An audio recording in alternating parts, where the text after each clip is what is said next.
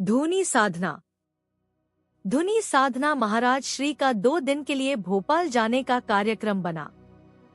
सेवा में मैं साथ था। वहां प्रातः तथा सायंकाल लोगों का आना होता था। दोपहर के समय महाराज श्री के पास मैं अकेला होता था। शिलना महाराज का विषय यहाँ भी चलता रहा। महाराज श्री शिलना महाराज का ध्यान करते ही उनकी प्रज्वलित धुनी आंखों के सामने आ जाती है। साधन काल के प्रारंभ से ही उन्होंने धुनी का व्रत ले लिया था तथा उसे 90 वर्ष तक की आयु तक प्राणपण से निभाया। वह धुनी की जलती ज्वाला के एकदम पास बैठा करते। वास्तव में यह धुनी अंतर में जलती आध्यात्मिक अग्नि का प्रतीक थी। बाहर की अग्नि से बाह्य भौतिक शरीर को तपा तथा अंतर में जल रही अग्नि से मन की वासना को, विकारों को, संस्कारों को तपा। शिलना जी के अंतर में वासना आदि काफी कुछ जल चुके थे, किंतु बचे खुचे विकार आदि भी जब तक शेष नहीं हो जाते तब तक असाधा कैसे हुआ जा सकता था।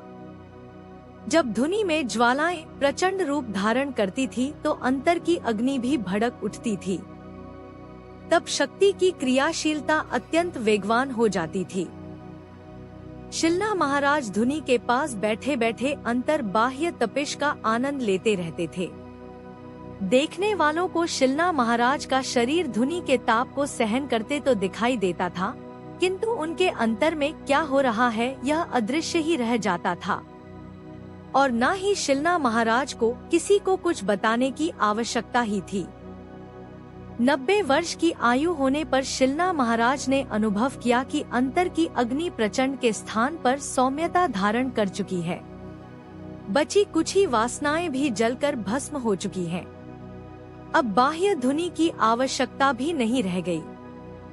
अतः उन्होंने धुनी का अपना व्रत त्याग दिया। जहाँ वह बैठते थे वहाँ धुनी तो प्रज्वलित ही कर दी जाती थी, किंतु चलते चलते धुनी की जलती लकड़ी लेकर चलने का नियम छोड़ दिया था। अंतर के संस्कार एवं वासना जल जाने पर शिलना महाराज में या तो प्रज्ञा के संस्कार थे अथवा माया का क्षीण सा आवरण था जो शक्ति की सौम्यता का विषय था। रजोगुण तथा तमोगुण की कालिमा पूरी तरह निवृत्त हो चुकी थी। एक दिन माता ने ध्यान में आकर कहा, शिलना अब मेरा सत्य तथा यथार्थ स्वरूप तुम पर प्रकट होने में थोड़ी ही देर है। तुम्हारे जैसा सच्ची लगन वाला युगों में कोई एक होता है। अब जगत का तुम्हारे मन को प्रभावित करने का समय निकल चुका है। तुम माया के बंधन से मुक्त हो गए हो। माया भी मेरी ही शक्ति है। तुम्हारे लिए मैंने अपनी माया रूपी शक्ति को समेट लिया है। शिलना महाराज ने चामुंडा माता के मंदिर की ओर देखते हुए दोनों हाथ जोड़े तथा साष्टांग प्रणाम किया। बोले, माँ तेरा ही आसरा है। तू ही बंधन में डालती है, तू ही मुक्त करती है। दास पर कृपा बनी रहे। शिलना महाराज कितनी ही देर साष्टांग प्रणाम की मुद्रा में पड़े रहे। आसन का महत्व बताते हुए महाराज श्री ने बात को आगे बढ़ाते हुए कहा, योग मार्ग में आसन सिद्धि का साधन में विशेष स्थान है। इसलिए एक अंग के रूप में आसन को अष्टांग योग के साधन क्रम में सम्मिलित किया गया है। यह ठीक है कि शक्तिपात के पश्चात साधन में पहले क्रियाएं होती हैं, जिसमें एक आसन स्थिर कर रख पाना कठिन होता है तथा न ही ऐसा प्रयत्न करने का निर्देश दिया जाता है।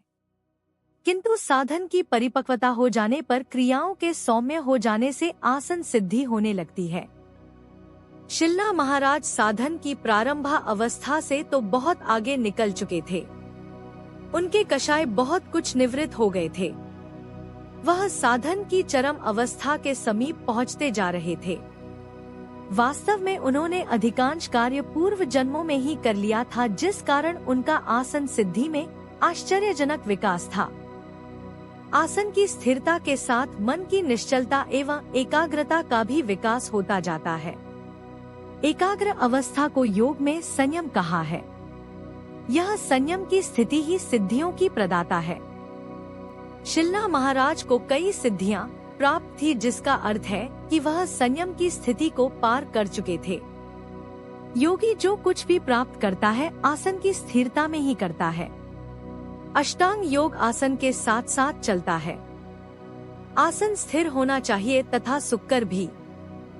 सिद्धासन, पद्मासन एवं सुखासन कोई सा भी आसन लिया जा सकता है, किंतु अविचल तथा निश्चल अवस्था होना आवश्यक है। उसके लिए दीर्घ काल तक श्रद्धा पूर्वक साधन की आवश्यकता है। शिलना महाराज जितने धुनी के पक्के थे उतने ही आसन के भी पक्के थे। दिन भर एक आसन सिद्धासन पर बैठे रहते। कोई आ जाए तो उससे भी संक्षिप्त सी बात कर लेते थे तथा वृत्ति को अंतर की ओर मोड़ लेते थे। निरंतर आसन लगाए रखने से वृत्ति भी उनके अनुकूल हो गई थी। आसन तथा वृत्ति का गहरा संबंध है, इसीलिए योग मार्ग में आसन को इतना महत्व दिया गया है। महाराज श्री कहते चले गए, योग मार्ग में वर्णित 5 नियमों में से एक नियम सत्य है।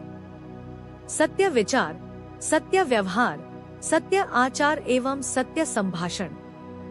सत्य को योग का आधार कहा जा सकता है। जो व्यक्ति असत्य का आचरण करता है वह स्वत्य सत्य स्वरूप परमात्मा में कभी प्रतिष्ठित नहीं हो सकता। हमारे प्राचीन काल के सभी ऋषि सत्यभाषी थे। यदि उनके मुख से कोई असत्य बात निकल जाती थी तो वह भी सत्य हो जाती थी।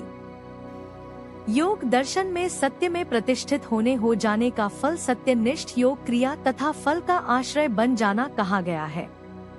योग अहिंसा प्रधान मार्ग है। योगी किसी की अनिष्ट सोच ही नहीं सकता।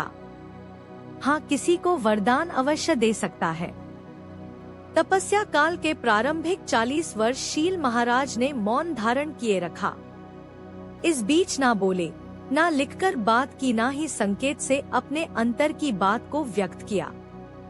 इस अवधि में उन्होंने पर्याप्त चिंतन मनन किया, अपने अंतर को टटोला, अपने दोषों को तलाशा तथा शुद्ध स्वर्ण की भांति प्रकट हुए। मौन काल में तो असत्य भाषण का प्रश्न ही नहीं था। जब उन्होंने मौन तोड़ा तो सत्य में प्रतिष्ठित हो चुके थे। उनमें वाक सिद्धि उदय हो चुकी थी, किंतु उसके प्रयोग से वे सदैव बचते रहे।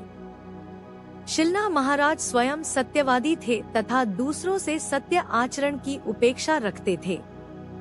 उन्होंने कभी किसी के साथ अपने आप को वचनबद्ध नहीं किया, किसी को मिथ्या आश्वासन नहीं दिया। इस विषय में वह बड़े सतर्क थे। एक दिन दोपहर में फिर एकांत मिल गया। महाराज श्री ने कल के विषय को आगे बढ़ाया। महाराज श्री, आजकल महात्माओं में मुक्त हस्त आशीर्वाद बांटने की प्रथा सामान्य बात है। आशीर्वाद फलीभूत ना हो तो उसके लिए 100 बहाने बनाए जा सकते हैं। झूठा आशीर्वाद देना भी असत्य का आचरण ही है। शिलना महाराज इस विषय में बहुत सतर्क थे। आशीर्वाद तो दूर रहा, उन्होंने किसी को अपने हाथ से प्रसाद भी नहीं दिया। कुछ लोग प्रसाद को ही आशीर्वाद मान लेते हैं तथा इससे मनोवांछित फल प्राप्त नहीं होने पर महात्मा जी को झूठा मान लेते हैं। शील शिलना महाराज यदि किसी को कुछ बोल देते थे तो कैसा भी संकट आ जाए उस पर अटल रहते थे।